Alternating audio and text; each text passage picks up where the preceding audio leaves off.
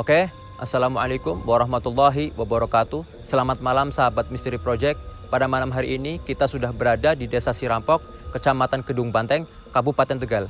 Tepatnya di salah satu destinasi pariwisata Waduk Cacaban. Dan misteri akan kita kuak pada malam hari ini adalah sebuah kerajaan gaib yang konon katanya di sini terus memakan korban atau tumbal di setiap tahunnya. Dan seperti permintaan kalian semuanya, pada episode Misteri Project kali ini, kita akan mengadakan sesi mediumisasi. Seperti apa kelanjutannya? Saksikan terus Misteri Project bersama saya, Husain Barakba. Kita saksikan. Oke, sahabat Misteri Project, sekarang kita sudah berada tepat di depan bendungan Cacaban ini ya, teman-teman. Jadi di sini sebelum kita mengeksplor daripada bendungan ini, waduk ini, kita kebetulan kedatangan tamu ya, yang beliau sendiri memang narasumber daripada Waduk Cacaban ini, dan juga beliau mengerti sejarah tentang terbentuknya Waduk Cacaban ini. Selamat malam Pak Pujo. Assalamualaikum. Sehat? Sehat. Ini kira-kira sebelum kita nanti mengeksplor tempat ini, kira-kira bertanya dulu, ngobrol-ngobrol bisa Pak ya? Bisa. Bisa nggak? Bisa. Sambil jalan gitu. Pak. Kita mau bertanya-tanya sama Pak Pujo ini ya, tentang sejarah daripada terbentuknya Waduk Cacaban ini. Kira-kira Waduk Cacaban itu Cacaban dari asal kata apa Pak?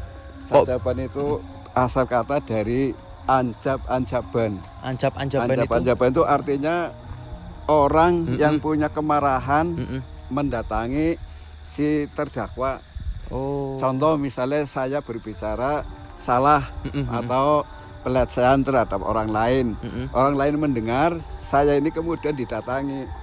Saudara kurang ajar ini dan sebagainya. Itu namanya ancap-ancaban. Ancap-ancaban ya. Nah, jadi di sini dengan kata ini, Cacaban adalah merupakan salah satu wahana yang didatangi oleh seluruh wilayah Indonesia. Ini arti katanya itu. Jadi diancapi, didatangi gitu didatangi ya. Didatangi atau ditekani dari semua penjuru Jawa Tengah atau Pulau Jawa. Baik. Kalau untuk asal mula sendiri Pak, sampai terbentuknya bendungan seperti ini, histori apa gitu dari awal yang terciptanya ini Pak? Nah, itu konon kabarnya secara sejarah pada tahun 1925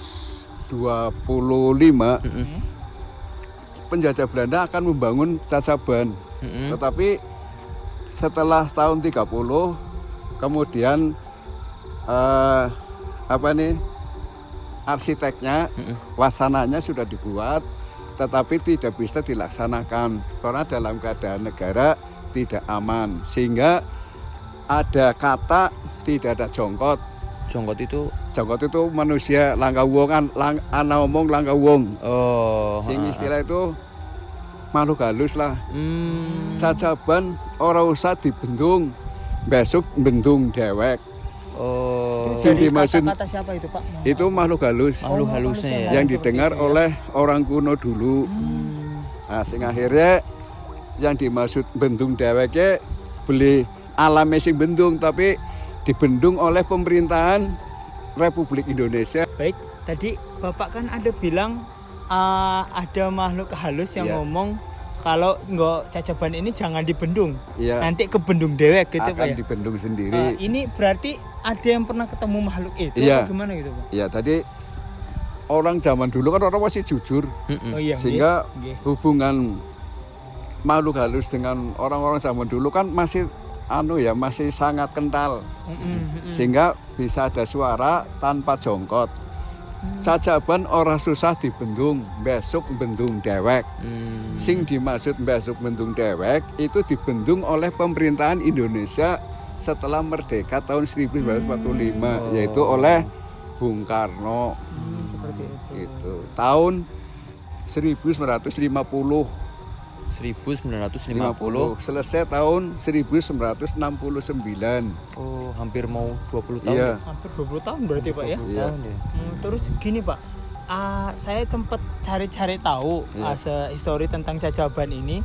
Ada yang bilang juga kalau di sini dulu itu adalah desa sebelumnya. Perkampungan. Perkampungan gitu yang gitu Pak. Betul. Sedangkan sekarang kan kita lihat sendiri sini air semua gitu Pak ya. Nggak mungkin ada Nggak perkampungan. kelihatan gitu ya. Iya nggak kelihatan. Gimana itu Pak? Itu apakah mitos atau memang dulunya? Memang sungguh-sungguh betul desa. Oh. Jadi desa yang ditenggelamkan di Cacaban ini terdiri dari 2 kecamatan. Kecamatan Jatinegara itu desanya adalah Rayan. Kemudian Kecamatan Kedung Banteng desanya Blabat dan Winong. Kemudian ini Penujah, Desa Penujah. Kalau pedukuhannya ada Karangbrai, ada Belandaran, itu pedukuhannya Desa Penujah. Berarti total berapa desa itu Pak? Itu kalau dihitung sampai dengan pedukuhannya sekitar 8. 8 desa, 8 desa yang terendam iya. gitu ya. Yang terendah. Asli desanya itu 3, tapi pedukuhannya itu sekitar 5 lah. Ada 5 gitu Pak ya? 5 pedukuhan. Berarti asal muasalnya itu memang karena ada banjir? Apa gimana Jadi gitu gini, Pak? karena ini yang bikin heran kan tahun 49 Iya. Indonesia baru dibebaskan dari penjajah Belanda di Jogja ya dengan film Janur Kuning. Iya benar. Gitu. Nah. Lah kemudian tahun 52 mengapa Pak Karno kok sampai tahu di wilayah Kecamatan Kedung Banteng yang letaknya di Kedung Pipisan. Bisa tahu ke sini. Lalu beliau mungkin punya ide, punya rentetan sejarah itu tadi saya ceritakan tahun 1930 yang rencananya akan dibuat oleh Belanda, tapi kenyataannya kan secara makhluk halus, secara mistis, ini ada omong langit jongkot. Cacaban harus dibendung, wacapan bendung dewek, itu tadi dilala pemerintahan Belanda akan bendung Cacaban seakan-akan tidak bisa sampai terjangkau, padahal sampai akhir penjajahan. Terus seperti ini Pak, saya juga sempat tanya-tanya warga-warga sini. Iya. Ada yang mengatakan bahwa di Cacaban ini ada peninggalan Bung Karno. Betul. Nah itu peninggalannya. peninggalannya apa itu Pak Berupa bentuknya? apa itu Pak kira-kira? Ya, jadi pada waktu peletakan batu pertama, ini secara proses diterima oleh Bupati Tegal, kemudian oleh Camat Kedung Banteng, kemudian sampai di lokasi sini disambut oleh seluruh lapisan masyarakat lah di sini karena baru tahu yang namanya Bung Karno. Lah kemudian meletakkan batu pertama itu setelah beberapa batu kemudian diaduk dengan semen, sudah selesai. Cungkirnya langsung ditanam di situ. Sungkirnya sekalian. Cungkirnya ya, cungkirnya di pusat ini, titik ini nih. Di titik sini. mana iya, ini Pak? titik tengah ini. Iya. Tengah sini ya? Iya, titik sini. Nah itu merupakan salah satu kepercayaan adalah sebagai kekuatan jangkarnya. Jangkarnya. Gitu. Jangkar. Terus gini Pak, kalau mendengar cerita tentang historinya Cacaban ini, bau mistisnya kuat banget ya Pak ya? Iya, Mistis banget kesan. Iya. Nah yang jadi pertanyaan saya, ada nggak hal-hal misteri, hal-hal yang berbau mistis yang sampai sekarang pun masih terjadi Pak? Saya Iya. pernah dengar soalnya ada yang bilang Cacaban itu tiap tahun selalu mengambil tumbal. Iya, betul. Bener Pak ya? Betul. Apa setiap tahun Betul, pasti ada betul, tumbal yang gitu betul. Pak? Nah. Apa tumbalnya hanya orang-orang sini atau Ya. gimana gitu Pak? Bervariasi. Variasi ya. berarti Pak. Jadi prosesnya gini. Pada waktu saya belum dituakan di Cacaban, saya dari guru tahun 2010 saya pensiun, kemudian diminta oleh masyarakat sini untuk menjadi ketua adat di sini. Ketua adat gitu. Nah, setelah jadi ketua adat, saya merintis, meneruskan perjuangan yang terdahulu bahwa setiap bulan Suro diadakan sedekah bumi. dengan ditandai pelarungan kepala kerbau. Nah, pada sebelum saya menjadi ketua di sini setiap tahunnya orang kurang dari 3 atau 4. Setiap tahunnya? Setiap tahunnya. Korban orang, kadang-kadang orang mancing, lelep, kemudian orang naik perahu, tumpah perahunya. Gitu. Setiap tahun? Setiap 4. Tahun, iya 4. 3 sampai 4 ya? Iya 3 sampai 4, luput-luputnya 2 atau 1 gitu. Nah, setelah saya dituakan, kemudian saya mengadakan ritual baik di rumah maupun di Cacaban. Setiap malam itu karena saya itu dituakan ingin untuk tidak ada kejadian-kejadian yang menelan nyawa manusia. Akhirnya saya sesambat dengan makhluk di sini. Di antaranya ini Mbah Santi. Oh, Mbah Santi. Mbah Santi ini yang tempatnya di sini, bukit di ini. Sini, ya. Oh, bukit ini, Pak ya. Iya. Mbah Santi itu. Mbah Santi. Itu wujud apa, Pak? Wujud manusia. Wujud manusia. Perempuan orangnya. Perempuan. Orangnya cantik, seksi, tapi adatnya adat guna-gunaan gitu. Nah, pada waktu itu karena saya sering kali ritual, sering kali sholat bengi, kemudian pada waktu setelah wirid, saya ditemui secara halus. Impennya ini gini, saya datang ke sini jam 3 sore, harinya Kemis Wage. Nah, kemudian Mbak Santi sedang mandi. Sedang mandi di atas. Loh kok adusnya kayak kue Mbak? Tanya. Iya Pak Guru, aku tak adus kayak kiyo. Adusnya kan kurang nganggu kemben tape, nyanyinya telanjang. Setelah ada saya, kemudian mentas. Setelah mentas saya masuk ruangan. Setelah masuk ruangan, cerita-cerita. Setelah cerita-cerita, dia itu ngajak saya ke kamar. Istilah Mbak Santina. Di situ sampai terjadi hubungan seks. Hubungan seks.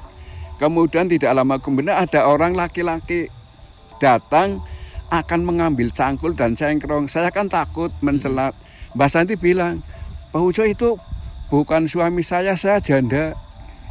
Saya janda, bukan orang ada suaminya. Itu rewang saya. Ini kan Kemis Wage. Selalu Kemis Wage kan ada bersih-bersih di lingkungan. Nyapu-nyapu lah.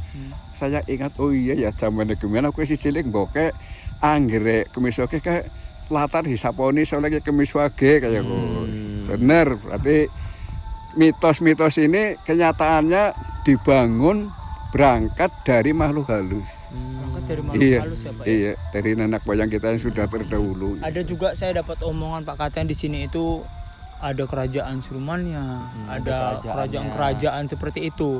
Ini kan omongan masyarakat sekitar ya Pak ya. Terus juga saya dengar katanya ada wujud anakonda ya. Iya, ada wujud anakonda. Ada yang bilang Putri Duyung ya. Putri Duyung. Ya. Ada yang bilang seperti ini juga Pak. Kalau setiap kali sudah ada tumbal yang terjadi, itu ikan-ikan yang di danau ini banyak sekali seperti melimpah gitu ya. Berlimpah banget seperti itu Pak. Memang kejadian real seperti itu. Betul. Ini kalau secara mistis memang demikian, tapi kalau secara ilmiah, musim kemarau air kan surut, sehingga ikan itu mendasar, tidak di permukaan air. Ini secara ilmiah. Tapi secara mitosnya, kalau musim hujan air pasang, sehingga kalau andai kata ada orang korban meninggal, lalu banyak ikannya kebetulan musim hujan. Mancing dapat banyak, sing akhirnya nggak ngomong seperti itu. Di satu sisi ada orang yang percaya dan ada di sisi lain orang tidak ada yang percaya. Nah ini cerita Bapak kan kalau menurut saya ini salah satu sejarah yang seharusnya kita pun anak muda harus paham harus paham seperti ini. Nah mungkin dari Bapak sendiri ada pesan untuk kami anak muda. Iya. Memang saya sangat menyayangkan setelah saya dituakan di Cacaban ini merasa miris karena saya ingin mengkaderkan dari warga kami di sekitar Cacaban, namun seolah-olah tidak ada yang mampu untuk dapat meniru jejak saya untuk saat ini. Makanya saya mohon kepada semua lapisan masyarakat maupun generasi muda yang memiliki satu kepercayaan, memiliki satu agama yang kuat untuk dapat peduli melestarikan Cajaban. Jangan sampai sejarahnya ya Pak. Iya, setelah saya meninggal dunia di sini putus. Nah itu baik, itu pesan buat teman-teman ya, seperti itu ya. Makanya saya pesan kepada generasi kita agar nanti ke depan setelah saya sudah tidak di dunia harus bisa meneruskan jejak-jejak yang sekarang sedang dilaksanakan sebagaimana adat istiadat orang Kabupaten Tegal. Ini mudah-mudahan sahabat Misteri Project bisa mendengar penyampaian dari Bapak Pak ya. Oke. Ini mungkin cukup Pak nggih untuk wawancaranya pada malam hari ini, karena kita akan melanjutkan sesi berikutnya. Kita Ya. akan coba untuk menguak, karena sini kan banyak hal mistisnya Bang ya. Oke, sahabat Misteri Project, mungkin cukup untuk wawancara pada malam hari ini. Kita akan melanjutkan sesi berikutnya dengan mediumisasi. Terus saksikan Misteri Project. Kita langsung ke tempat penelusur. Bapak, terima kasih banyak ya Pak.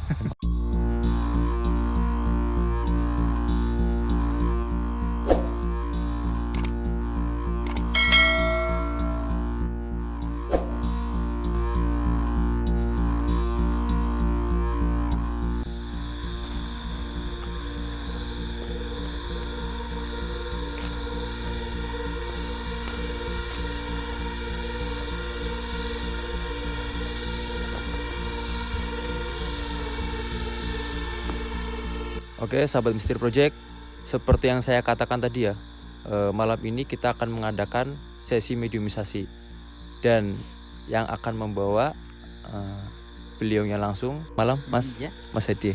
Iya. Ini kira-kira kalau misalkan kita mengadakan mediumisasi di sini gimana Mas Hedi? Posisinya, energinya atau gimana? Kalau menurut saya di sekitar sini energi itu bagus Ya, energi bagus. Jadi nanti buat mediumisasi, jadi sekalian kita bertanya langsung kepada makhluk halusnya langsung ya. Siap. Jadi bangsa jinnya langsung yang memang konon katanya itu di sini di atas bendungan itu, waduk itu katanya itu ada kerajaan Mas. Ya. Menurut mata batin saya ya, yang saya lihat itu di sini tuh terdapat kayak seperti siluman ikan ya. Oh, siluman ikan ya. Siluman ikan, terus siluman ular juga. Siluman ikan itu yang katanya ngambil tumbal itu ya Mas dia? Yang makan tumbal itu? Kalau kita ngelihat dari sisi negatifnya, bisa dikatakan kayak gitu. Bisa seperti itu ya. Bisa. Jadi kan kemarin juga sempat viral itu dari minggu yang lalu itu katanya itu ada sempat kayak anak gitu ya, anak-anak tanggung itu yang sedang renang, terus tahu-tahu kayak ada seret. Karena di situ kan kayak seperti terdapat pusaran ya. Jadi walaupun semua airnya itu dangkal, tapi seolah-olah itu kayak dalam. Oh, dalam gitu ya. Kayak ada yang menarik gitu ya. Iya, kayak gitu. Makanya kita coba, insya Allah atas izin Allah ya. Iya. Saya akan mencoba untuk menarik energi goib yang di sini buat pembuktian. Siap. Nah, gitu. Jadi untuk kita untuk informasi juga siap. Oke, sahabat Misteri Project, mungkin cukup ya Mas Dia. Siap. Kita langsung mediumisasi langsung. Saksikan terus Misteri Project.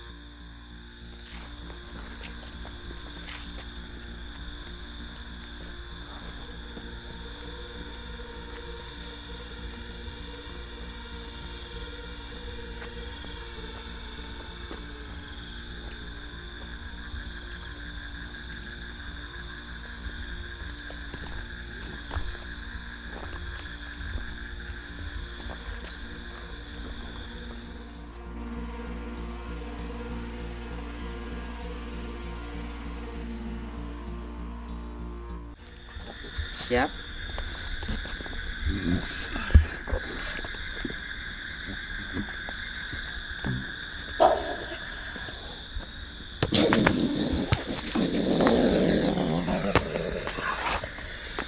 Assalamualaikum.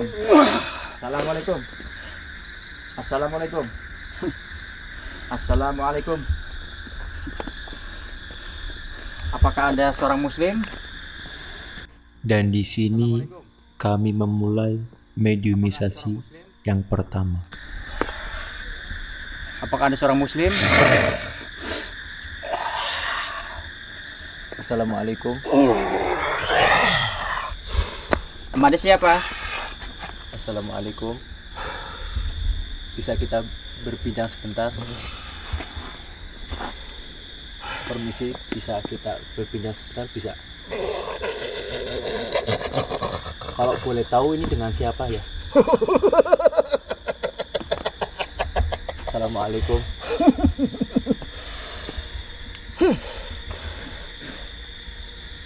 Assalamualaikum.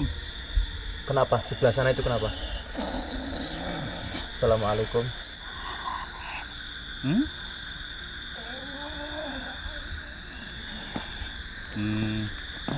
Saya di sini ya. Saya di sini cuma ingin menguak ya sejarah yang ada di sini. Anda siapa? Mengulik sejarah di sini. Ini dengan siapa ya? Maaf kalau boleh tahu dengan siapa ini di sini ya? Dengan siapa? Perwujudannya apa ya kira-kira? Anda itu perwujudannya apa ya? Ataukah kakek-kakek atau berbentuk apa ya? Jangan dikunci, jangan dikunci. Ini kan diajakin ngobrol.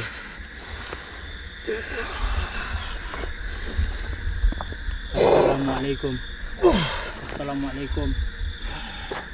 Assalamualaikum. Nggak bisa jawab assalamualaikum berarti ya? Diajak. Ya. Udah. Kalau tidak bisa keluar sekarang ya. Keluar. Bismillah.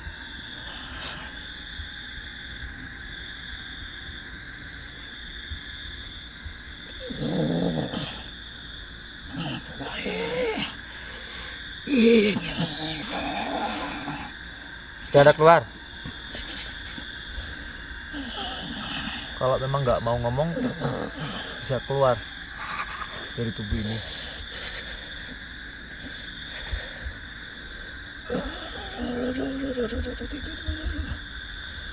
Bagaimana? Ada yang bisa disampaikan? Ada yang bisa disampaikan mungkin? Nggak bisa. Kalau nggak bisa Anda keluar aja. Soalnya di sini kita niatnya mau menguak di sini. Kita mau tanya-tanya. Kalau misalnya Anda nggak kuat sama tubuh ini, Anda keluar aja. Ya udah, keluar aja ya. Ya, ya udah. Ya udah kita mau tanya gitu. Namanya panjenengan sinten? Nimas. Siapa? Nimas. Nimas. Nimas siapa? Perwujudan Anda itu apa? Wanita atau pria? Nimas. Ya. Ini Nimas tinggalnya di mana Nimas? Ini sana. Dan di danaunya. Ini Nimas kalau boleh tahu bentuknya, wujudnya seperti apa? Ikan. Oh, ikan. Ikan ya berarti ya Nimas ya. Oh, berarti bisa dikatakan sebagai putri duyung gitu ya? Bukan. Bukan. Berarti ikan. Ikan ya? mujair? Ikan. Bukan. Nimas sudah berapa lama di sini Nimas? Panas. Panas. Iya. Ya, nih Nimas bisa dengar ya suaraku ini Mas ya? Nimas? Iya. Udah nggak apa-apa di sini dulu Nimasnya. Nih aku mau tanya nih. Fokus sama aku, Nimas. Di sini sosok Nimas pun pergi dan kemudian datang sosok makhluk yang lain ke dalam tubuh mediator kami. Nimas tadi mana Nimas? Udah keluar. Udah keluar ya. Assalamualaikum. Ya. Biasanya bahasa promo. Mohon maaf ini dengan siapa ya?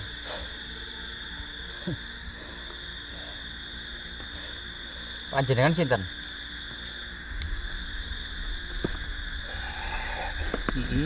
Jangan bentuk kayak gitu, biasa aja.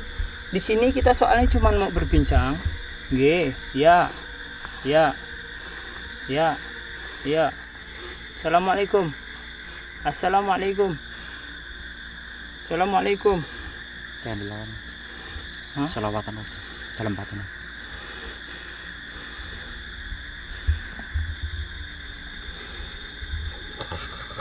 Jangan. Enggak.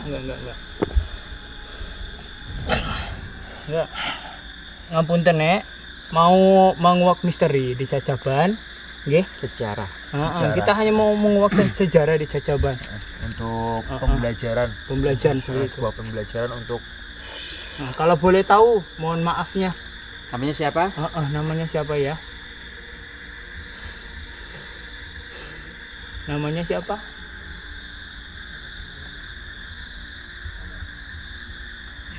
kalau boleh tahu nama Anda siapa?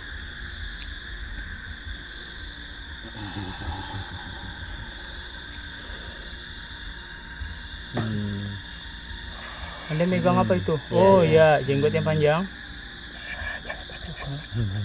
Sama ya? Sama ya berarti. Iya. Putih kan warna ya?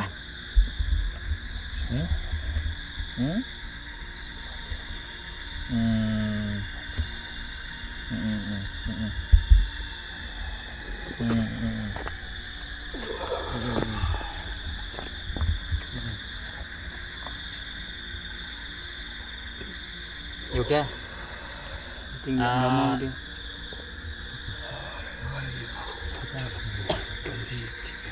Apa? Apa? Jeruk apa?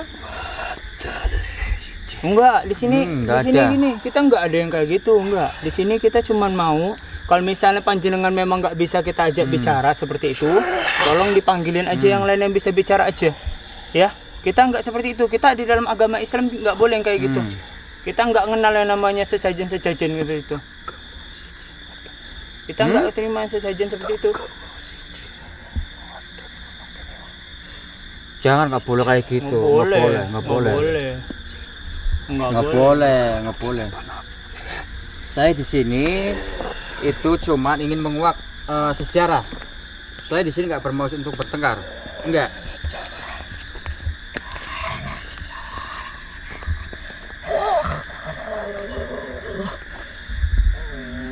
Ya udah keluar. Udah keluar. Saya tuntun apa gimana?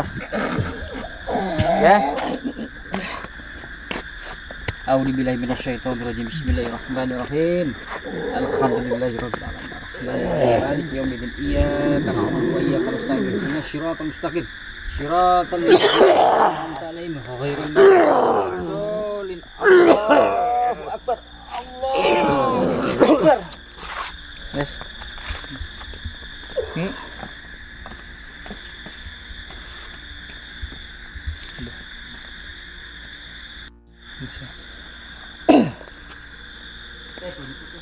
Banyu putih. Banyu tadi di. Ngukap gini, Mas. Naka iya, nggak ada yang itu. Naka. Belum ngungkap kapnya lah wadah. Iya. Wadah hiji. Jangan itu. Apa? Wadal. Tadi nyimas orang kuat lama ya. Panas ya, nggak kuat ya. Padahal tadi enak sebenarnya nyimas tadi awalnya, nggak kuat aja deh, nggak tahan dia. Tadi lebih tenang tapi nggak bisa diajak ngomong. Kita coba ini aja kali ya. Jangan di sini aja.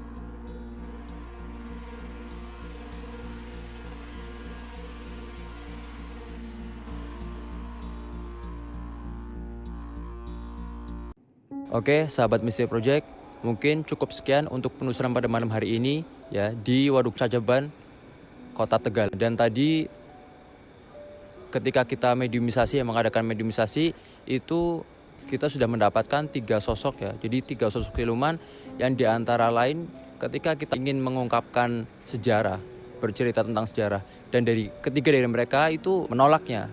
Jadi di salah satunya itu mau bercerita tapi dengan syarat meminta tumbal dari salah satu dari rekan kita. Karena kondisi sudah tidak kondusif, kita akhiri dan mungkin cukup sekian video dari kami.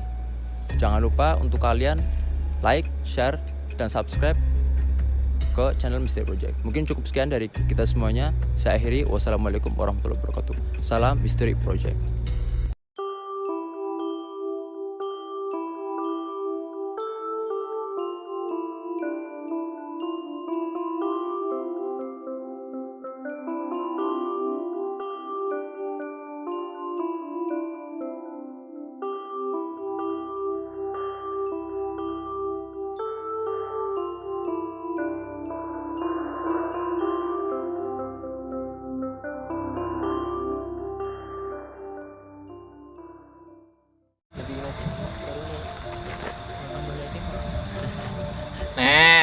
Macelo